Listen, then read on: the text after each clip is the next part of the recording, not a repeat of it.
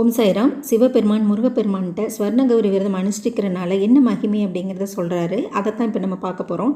அதாவது சரஸ்வதி நதிக்கரையில் முன்னொரு காலத்தில் விமலம் அப்படிங்கிற ஒரு ஊரை சந்திரபிரபன் அப்படிங்கிற ஒரு அரசன் வந்து ஆண்டு வர்றான். அவனுக்கு 2 மனைவிகள் இருக்காங்க. முதல் மனைவிட்டு அவன் ஆசை அதிகமாக வச்சுருக்கான். ஒரு நாள் அவன் காட்டுக்கு வேட்டையாட போகும்போது அங்குள்ள தடாகத்தில் தண்ணீர் இருந்த போகிறான். அங்கே அப்சரஸ் பெண்கள்லாம் சேர்ந்து ஸ்வர்ண கௌரி விரதத்தை அனுஷ்டிக்கிறத பார்த்து அதை எப்படி அனுஷ்டிக்கணும்னு கேட்டு தெரிஞ்சுட்டு அந்த பூஜையில் அவனும் பயபக்தியோடு கலந்து தன்னோட வலது கையில் அந்த 16 முடிச்சுகள் போட்ட சரடை கட்டிட்டு வந்து தன் முதல் மனைவிட்டு அதை பற்றி சொல்கிறான். உடனே அவள் சினம் கொண்டு இந்த கயிறை அறுத்து பக்கத்தில் இந்த காஞ்ச மரத்தில் தூக்கி விசிறா.